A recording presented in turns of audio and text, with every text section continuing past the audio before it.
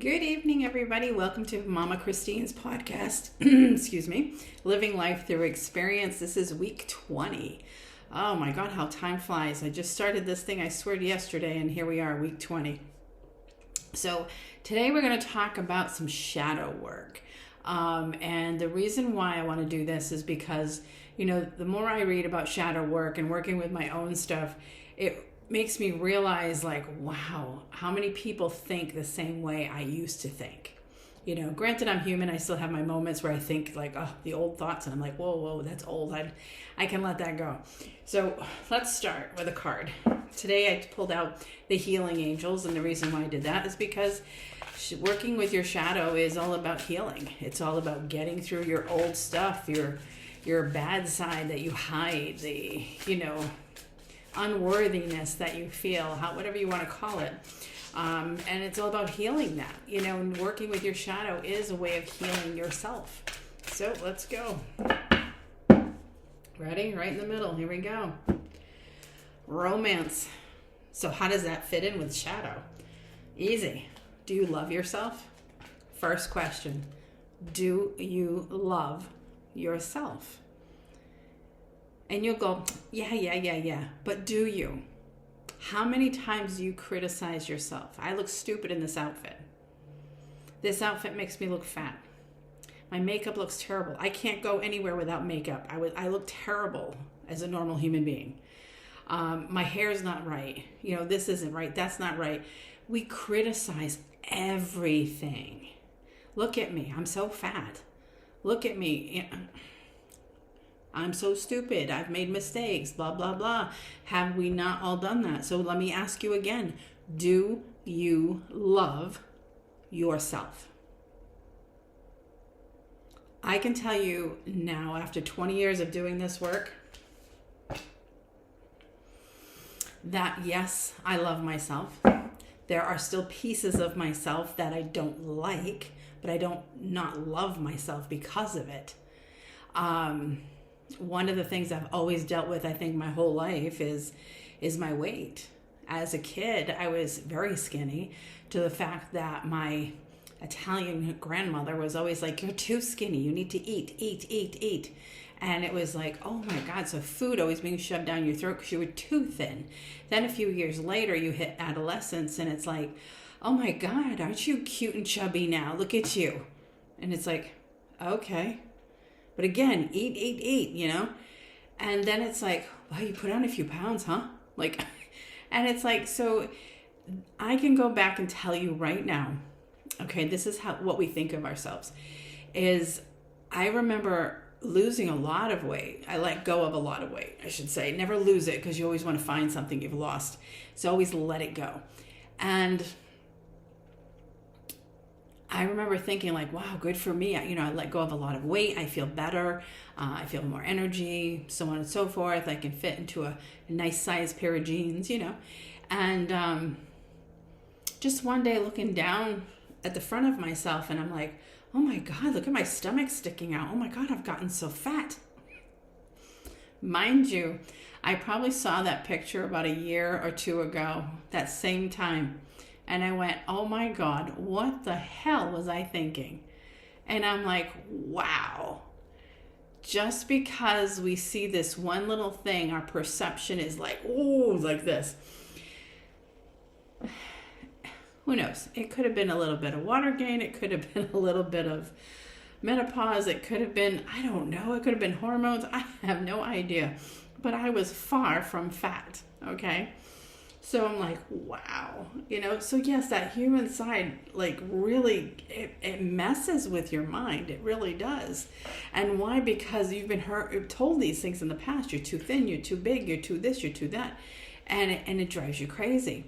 So therefore, my shadow self then was always not loving myself, because I didn't think I was good enough. I didn't think I fit in with society's standards. I didn't think I fit in with my family's standards. They wanted you to eat all the time, right? Because that's Italian, right? Or any other European country. But yet, if you're getting weight, oh my God, you're fat. Here, have some more bread. Have some more cheese. It's like this never-ending battle. And so, yeah, that was my shadow self. One piece of it anyway. I think another piece of my shadow self was the judgment piece. Most definitely. I mean, of course, during school, you're trying to figure out who you are, so you're judging this one, judging that one. Is it right? No, of course not. But I can remember doing that. But I think we do that because we don't feel good within ourselves. So therefore, we judge others. This way, we don't feel as bad, right? Because maybe you're on the heavy side and maybe you don't get to wear the fashionable clothes like other kids, because I didn't. My clothes came from Kmart, anywhere cheap, because that's how it was. And there was nothing wrong with that. But you look at these other kids who would walk around with, like, say, Levi's or Gloria Vanderbilt's or, any of those other name brands from back then. And it was like, oh my God, look at her, And I'm like, oh yeah, look at her. Yeah, she flaunts her stuff around because her mom and dad have money, And I used to judge that. And I think it's because deep down inside, I was angry that my parents didn't have as much money as other people. And I had to settle for something a lot less than. Which, again, is it right? No. Is it figuring out who you are as a person? Yeah, you're beginning to grow. But again, we don't have to worry about comparing ourselves to other people. But we're never taught that. So I think that's one of the biggest reasons why I love doing these videos, and I call it living life through experience, because it's through my experiences. I explain them to you, and this is how it came about and how I changed. And sometimes just showing people that you can change helps them to change whatever it is they're looking to change, and to me, that's the best way of learning is through experience. It truly, truly is. And, maybe you're in a position that I was in at one time and you're like, oh my God, that sounds just like me, and so you listen in and you're like, oh my God, I can do this. I can do this. So yeah, that's why there's so many motivational speakers around and people who do, self-help books and self-care books and so on and so forth, self-love and all of that, So, be mindful of those things, So, yeah, let's talk about shadow self, okay? Those are a couple of examples of my shadow self. So basically, what's a shadow? Well, everybody has two parts to them, the light and the dark, the positive and negative. The one who speaks truth and the one who speaks with ill will. So think about that. What parts of yourself do you know for sure are a shadow piece? And mind you, a shadow does not always have to be negative. It can be positive as well. Usually we always seem to relate the shadow self to that negative space that, people have. But the positive side of it basically means, what is there about you that is so special, so unique, and yet you hide it from the world? And why? Then that goes to your shadow, meaning the negative side, because I feel unworthy, because I'm not good enough, because I was told I could never do this. I was told I would never amount to anything doing this, and so on and so forth. So one works with the other one. So shadows can be very, very tricky. They can be very, very negative. They can be very positive with a negative, like taking a major in positive with a minor in negativity, you know what I mean? So, it's like, start thinking about those things. So we're going to go through some questions that I came across that I want to ask you guys. And I'm just going to put it out there. And if I can relate to it for you, just, so you understand where all the questions are coming from, hopefully that helps. Okay. But yeah, dealing with your shadow self is definitely something worth working on. Okay. And, and maybe right now you're saying, I don't know what you're talking about. I don't have a shadow self. Everybody has a shadow. Everything in this world is made up of two parts, positive and negative, male and female, up and down, left side, right side, east, west, north, south, you name it, black, white. There's always two sides to everything. Okay. So just keep that in mind, So, okay, be totally honest with yourself. It's just you, me, and the screen here, right? So be totally honest with yourself. First question, how do you think people see you? How do you think people see you? Now, you know the answer to that. I'm going to tell you some of my answers that I've had in the past and what I've had now. In the past, people are going to think I'm fat. People are going to think I'm ugly. People are going to think that I'm not as good as them. I'm not as cool as them. People are going to think I shouldn't be their friend because I don't match their energy. That's what I used to think. And I would assume that these people would not like me, so I would not even attempt to approach people to just introduce myself or talk with someone because, call me an introvert if you want. I just assumed and set some expectations of what people would think. Now, you can't set expectations for what people are going to think. You don't know what they're going to think, right? Expectations can be nice, but at the same time, we're putting out the wrong expectations. So keep that in mind, okay? How do you think other people would describe you? So let me back up for a second. How do I think people see me now? I think people see me as a positive influence, a helper, somebody with a good heart, somebody who's willing to jump in when it's needed, somebody who's willing to give whatever they can give. That's who I am. And I think that's probably who I've always been, but I've always saw the other side more than I saw this side. So yes, today that is who I am. Am I still an introvert? Yes. But I call myself an ambivert, which means you are introverted, but get me in a place where you're going to talk my language about things that I love. Oh, and I'll be the most extroverted person out there. Like for videos, at one point you wouldn't catch me doing anything like this because I'm like, I can't do that. I can't do that. I'm not putting my face out there. What are people going to think? That's what I was doing. What are people going to think? They're going to think I'm ugly. They're going to look at the bags under my eyes. They're going to say, what does she know about doing videos? And what makes you think your information's important? Now I'm like, look, this is who I am. This is my knowledge. I have 20 years experience in doing this work, and I am here to help you. And if it helps you, then God bless you. If it doesn't help you, then move on, because maybe it's for you, maybe it's not for you. But I'm doing what I feel compelled to do, what I feel my purpose is. And I'm doing that. And my purpose may not be meant for the whole world.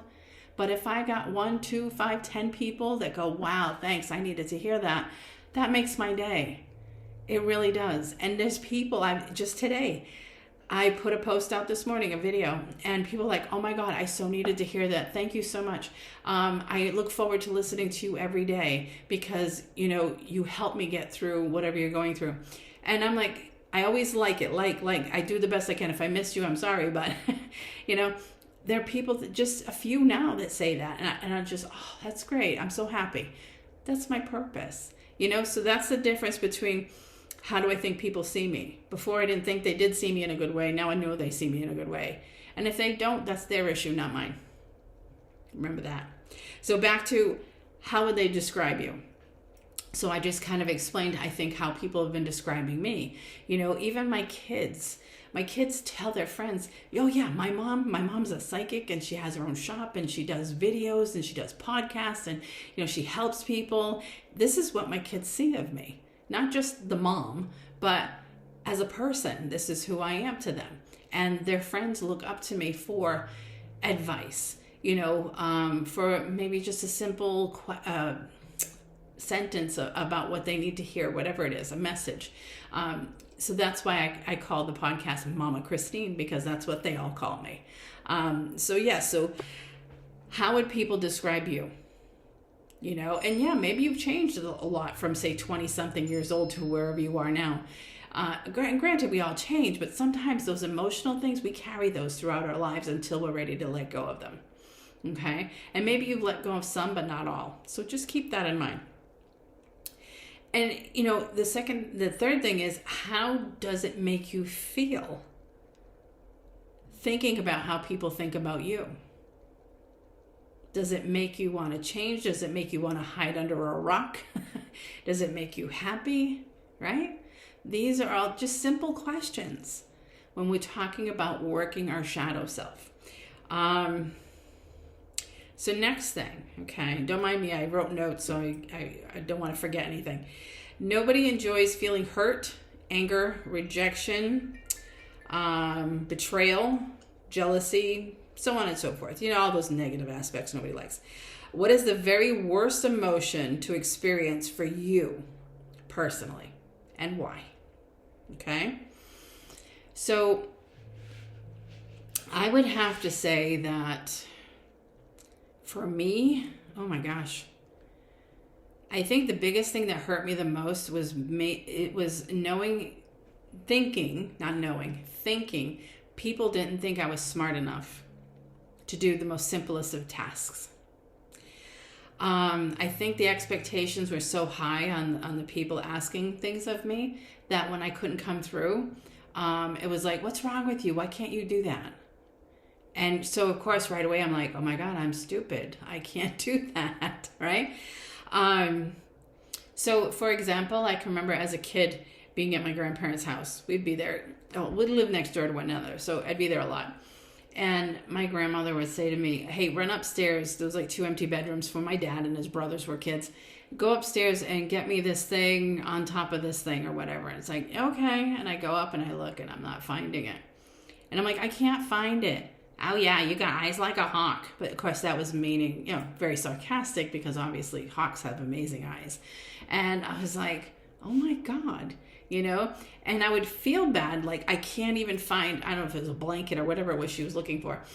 And I'm like, I feel so stupid because I couldn't find a damn blanket, right?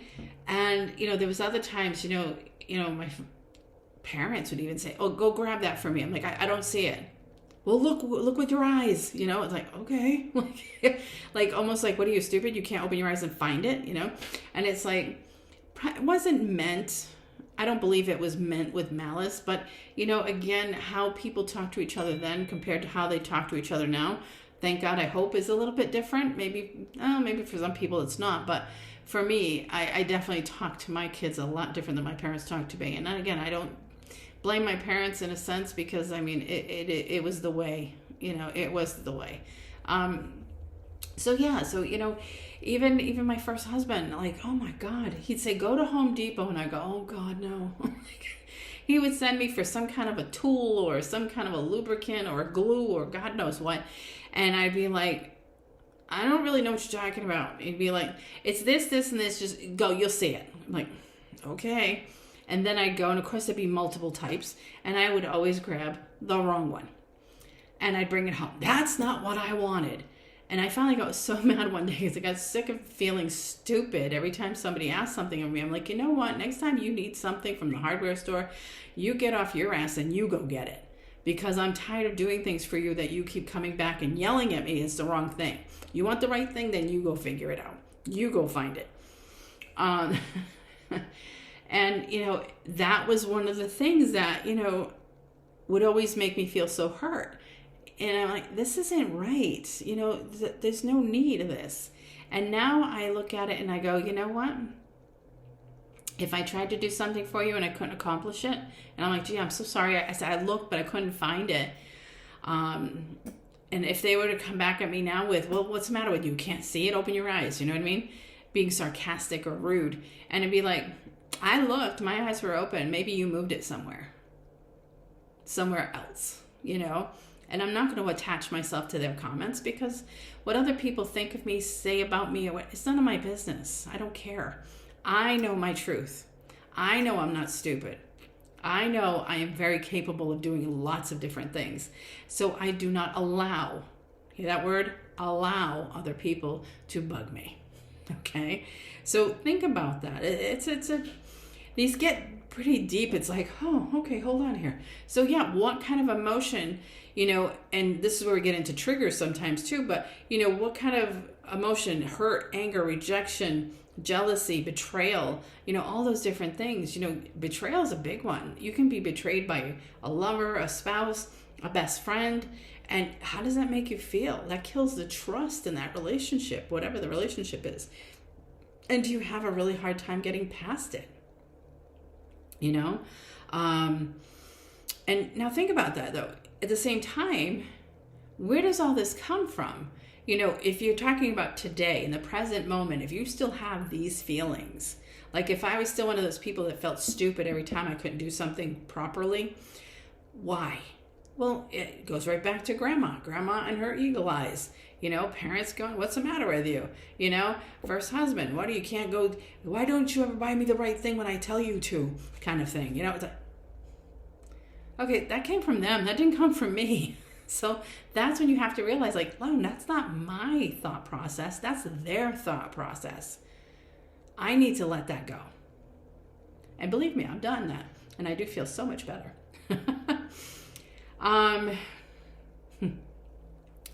So let's talk about being judgmental, okay? Because it's so easy to judge. And sometimes it's so, I'll call it innocent, even though being judgmental is not innocent. So think about this. In a hypothetical situation in which you have agreed somebody could behave in a way that you usually judge, you'd be entirely innocent. And that's what I was just talking about. I said that. Pay attention. I'm going to say it again. Think about a hypothetical situation in which you have agreed somebody could behave in a way you'd usually judge, yet be entirely innocent. So now it fits right in what I was just saying. Sometimes we judge other people and think it's just innocent because you're stating an observation. But again, as someone taught me not too long ago, there's 3 truths. It's basically like his side, her side, the right side, okay? Their truth, the right truth, okay? The third truth. There's always 3 ways, you know what I mean? So it's like, okay, so judgment. So you may, I don't know. Let's say, I'm trying to figure something out here. Okay, so I watch a lot of cooking videos. I love baking breads, cooking food. If I wasn't doing this, I'd probably have a restaurant. Not that I want to do that because that's a lot of work. But I could do that. So let's say I'm watching a video and the person's, maybe new at making videos, new at deciding to show the world their talent. And so being somewhat of an amateur, they're doing things in a way that looks more complicated than it has to be. And I could sit there and go, why are they doing that? Don't they realize they could be doing it this way and it'll be so much faster and so much easier? Isn't that just being an innocent person sitting there observing what's going on? Or am I being judgmental? I'm being judgmental. So, it may seem innocent, but it is. Because think about it, if you were face to face with that person and I said, what's wrong with you? Don't you realize if you do it this way, it would be better? That's going to make that person go, God, I'm so stupid. Why didn't I know that? So even though it seems somewhat innocent, it's not. Okay? Many times I have observed somebody who's doing something and I may know a way of doing it that's a little easier. So I may say, if you don't mind me offering a suggestion, if you tried that this way, it might be a little quicker or easier for you. I said, it's up to you. I just, thought I'd offer an opinion. And they'd be like, think about it for a minute. And they go, oh yeah, you know what? You're right. Thanks so much. So see, there's a different way of approaching things. So are you judgmental? Is it innocent? Or are you just offering a suggestion or opinion that you believe you're trying to help someone? There's a difference. It's a fine line, but there's a difference between the two. Okay, so moving on. So when was the last time that you felt you were let down? Think about that. Examine how you felt and whether or not it was truly rational, or was it a trigger for you? So I said triggers not too long ago too. So think about that. Now, if you go back to feeling hurt by somebody, let's say my past relationship, many of you have listened to me before, so you know I was married in a very narcissistic behavior of a person. I did date a couple of people within the past 5 years. And the first person I dated, being the first person I had dated since my divorce, it was kind of like certain behaviors kind of gave me this almost like vibe of like, oh my God, right? And it's not that he was narcissistic at all, but just some of the behaviors kind of hit a trigger, like, oh my God, like right away I'm nervous thinking, oh my God, who is this person? Maybe I should be very mindful of this. Oh my God, and it's like in my head I could hear, okay, slow down, stop. It's okay, chill. Like everybody is not your last person, So that's what I mean by trigger, okay? So same thing, if you felt let down, if you have felt like, somebody was supposed to be there for you and they didn't show up, how did that make you feel? And now, anytime somebody's 2 minutes late, are you triggered thinking, oh my God, they forgot me? I'm telling you, it gets very, very in depth into the different ways we behave and we react and respond to, everyday stuff. But these are all shadow pieces. So a shadow does not have to be a huge traumatic experience that happened when you were younger. It can be little things and that they just trigger the next thing, and it's like a domino effect. And you find that every time you're with somebody and you're supposed to meet, you're like constantly going, oh, you're going to be there at 6 o'clock, right? Because we said 6 o'clock. Don't forget, 6 o'clock. It's like, okay, I get you, But why do we do that? Why? Because we're triggered, because we're supposed to meet at a certain time and you don't want to feel like you're being left behind. So you have to consistently keep reminding that person to be there. You don't have to do that. Because one person showed up late does not mean the rest of the world is going to show up late for you. Okay? It's like a sense of abandonment. So now think, wait a minute, where did the abandonment come from? Everything, it's crazy how it happens. Maybe you had abandonment issues when you were younger. Maybe mom and dad worked a lot or they weren't there or whatever the situation may be. So you felt like being abandoned. And you grew up and finally got through life and figured things out. And now you're an adult and doing your thing. But again, maybe you're dating and that person's like late, or they got stuck in traffic, or they had to work late, or whatever it may be. And God forbid they were sick, and then right away, trigger, abandonment. They're going to leave me. They're never going to bother with me. Oh my God, what am I going to do? Right? See how all these things, they just kind of go together? The synchronicities of the attitudes. But notice how you feel when you feel triggered by any of these hurtful things, and ask yourself, is that what is really happening right now? Or is that just my trigger from a past memory or past thought, past feeling? Okay. Is that part of my shadow? Truly. Do you have healthy boundaries? And if not, why? Were you taught not to have boundaries? Or are you a people pleaser? People pleaser. Okay. My experience in the past, people pleaser. Okay, fine, I'll do that for you. Okay, yeah, all right, I'll be there. Sure, I can give you $10. Always and always and always and always and always. We're the people pleaser. They're broke, let's fix them. No. That's not how it works. No. If somebody's broken, you can offer a suggestion. You can offer an opinion. You can offer to be there to listen to anything they want to talk about, to help them out. But you cannot be there to catch them when they fall. You cannot be there to constantly pick them up. They have to figure that out themselves. We call that enabling them. Okay? And that has come up a lot in sessions that I've had with people. And I've done it myself. We make excuses for people. We're always doing for people. We're giving away all of our power, all of our energy to be there for them. And what happens? We get left behind. It's not right. You can't do that to yourself. Stop enabling other people. But I don't want them to get hurt. I feel so bad. No, you know what? I love you, but I hope you get through this. Okay. Yeah, oh my goodness. I've had people in here and they're like, my kid. I'm like, wait a minute. When you're reading somebody is up there in age, and it's like, how old is your kid? Like 50? I'm like, are you serious? And you're still giving them whatever they need. You're still doing for them. You're still giving and doing and giving and doing. Stop. Stop. Stop. You're going to die someday, and they're not going to know what the hell to do other than breathe. Okay? Stop.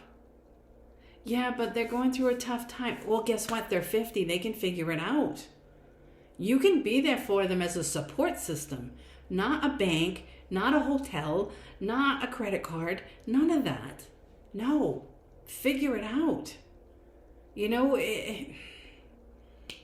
we're all sent to this earth to live a life, our lives. How can you live your own life if you can't even do your things? Because you know why? Somebody is doing it for you. So stop enabling them. Let them fall down. Let them get back up on their own. That's a big deal. And a lot of people just continuously keep doing that. And it's like, why? Stop. So one thing I have to say, and I'm not bragging by any means, my kids, I taught them to be independent. I taught them to do for themselves. My kids, when they were still living home in high school, towards the end of high school, would already be doing their own laundry, would cook something if they were hungry, do the lawn if I asked them to, trash, things like that. Whatever was needed, like, hey, I need a hand with this, they would do it. If they saw, oh my God, the bathroom's dirty, let me wash it, they would do it. You know what I mean? Now they all live on their own. They're all doing their own thing. They all have careers.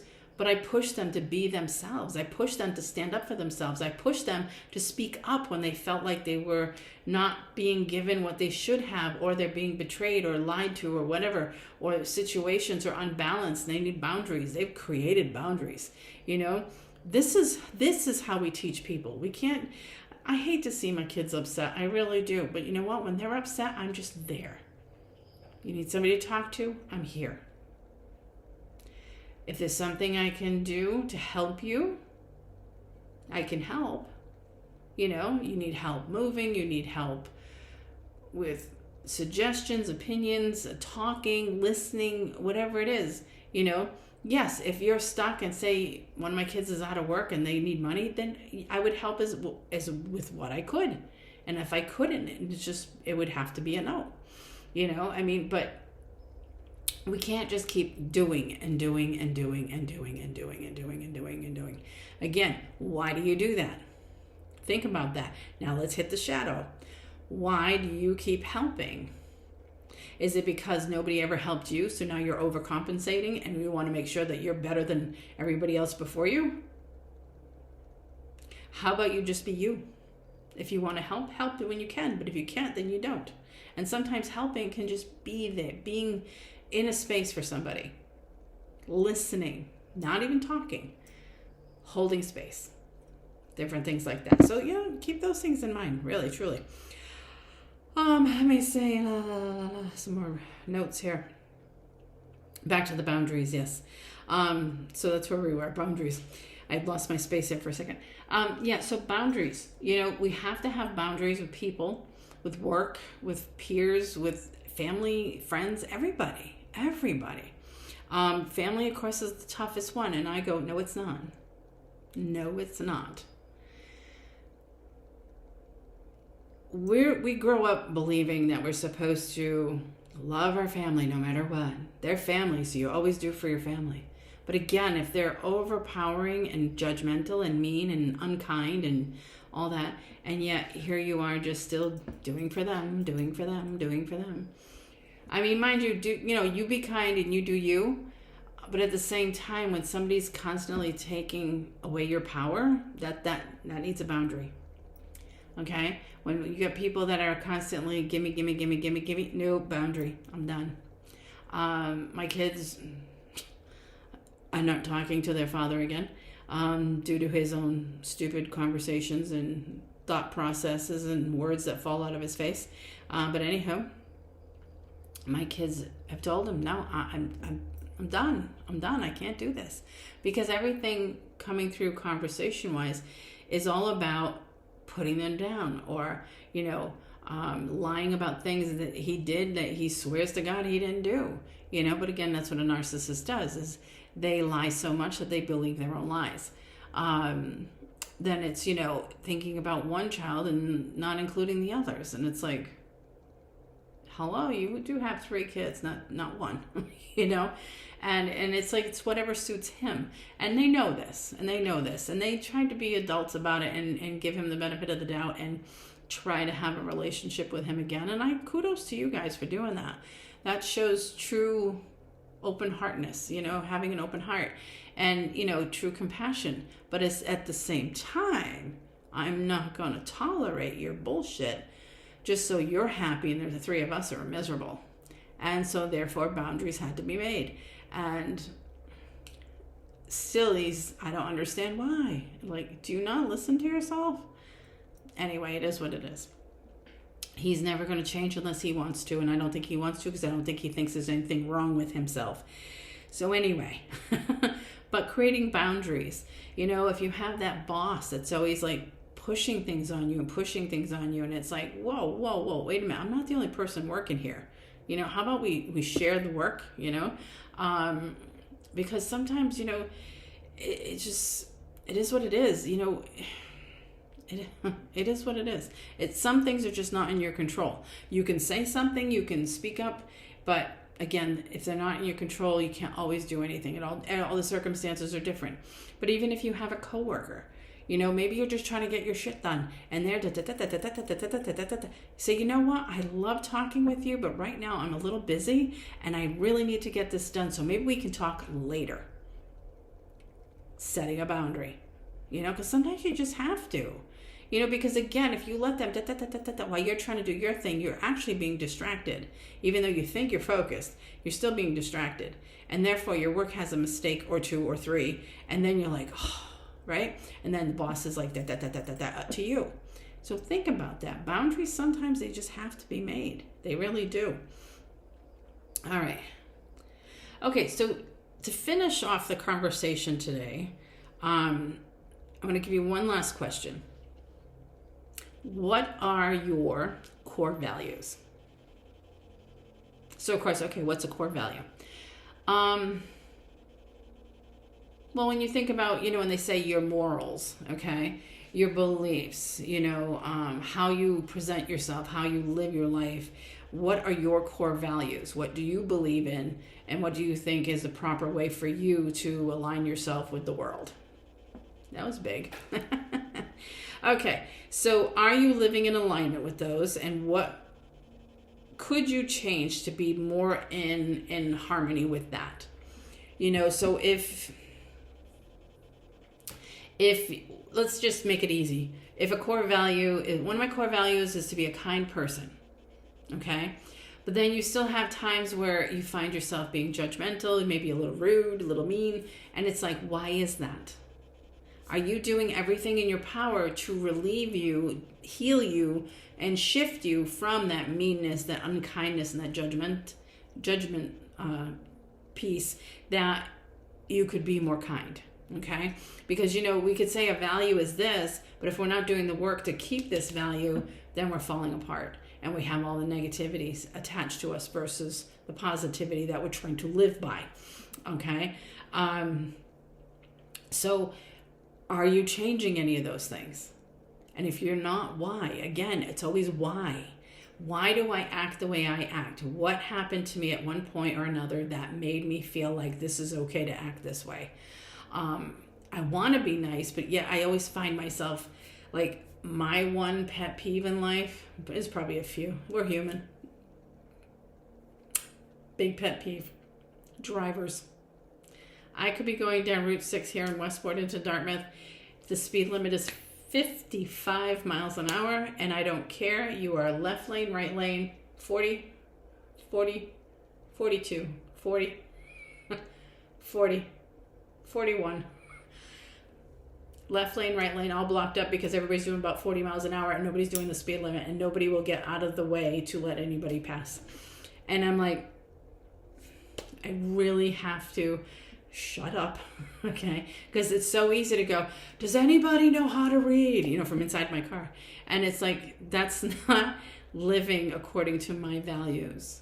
Because my values are about being kind and not being judgmental and understanding from a different perspective of why someone might be doing something other than what should be being done now. So why is that person driving slow? Maybe they're not paying attention to the speed limit. Maybe they're in the car talking and they're not paying attention that they're not going fast enough. Maybe they're afraid to go that fast because, who knows, maybe they've been in an accident before. There's a lot of maybes, but that's just it. If I live in my core values, then I would look at it through the eyes of perception, knowing that there's probably a reason why they drive no faster than that, instead of being judgmental and saying what's wrong with them. Don't they know how to drive? Don't they know how to read? How are they so stupid? Why can't they get out of the right? We all have that something. And, I do correct myself if I get there. I definitely do. Again, we are all human.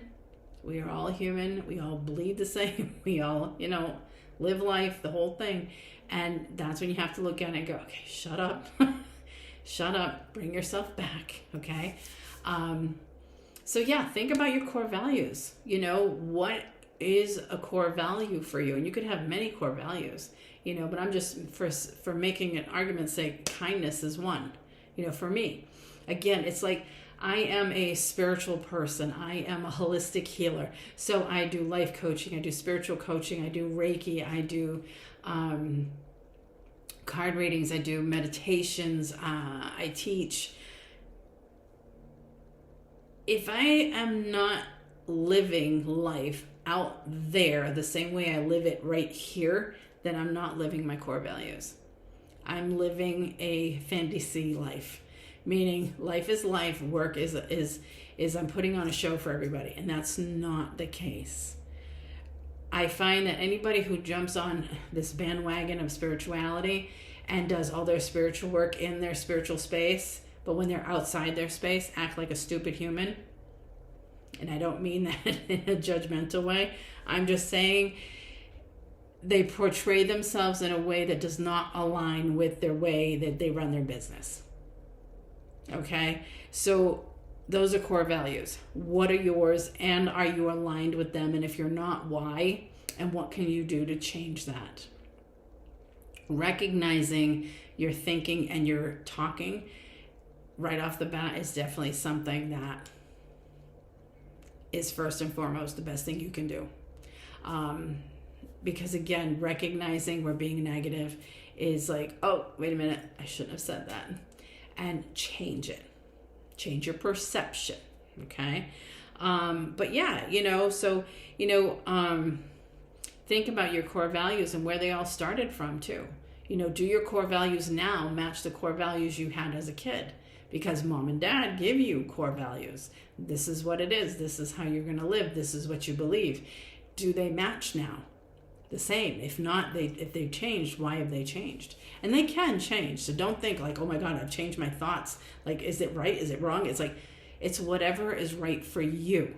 Okay. And again, core values, people are going to believe and people are going to do whatever it is they want. So yes, we may have core values that are different. Doesn't mean I'm going to judge you about yours and you shouldn't judge me about mine. Okay. But yeah, so to finish off now, anytime somebody comes up to you with a lot of judgment or whatever, just ignore it. Or give them the I'm sorry. I'm sorry you feel that way. Truly. Because what people say is not your truth. You know your truth. Your truth is here. It's in here. It's not out there. Your actions, your words, your feelings, all that is your truth. So only you know if it's wrong, because it'll come out of your mouth in a negative way. And then you'll be, yes, I did that.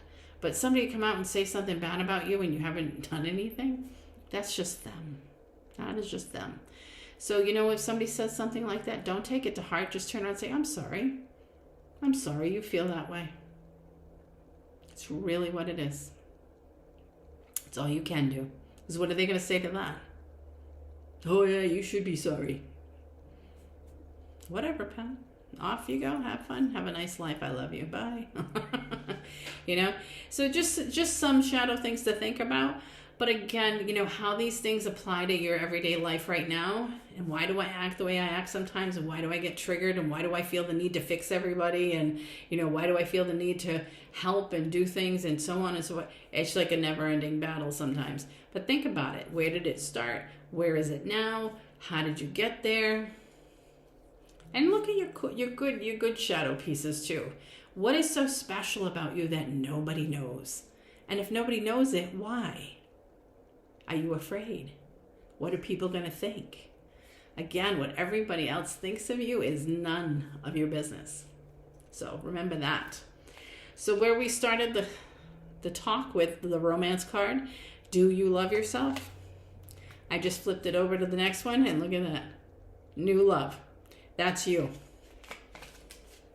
Do you love yourself? No. Well, if you work on yourself, guess what? You end up with new love. So with that being said, guys, it's been a wonderful talk. It really has. And again, if you have any questions for me, put them in the comments on Spotify, on YouTube, or send me a private email at sistersofsolace@yahoo.com. Be glad to answer your questions, or maybe even answer them right through on the podcast on the following week. But until then, have a great week. Have a wonderful Labor Day weekend, and I will see you next time. Take care, everybody.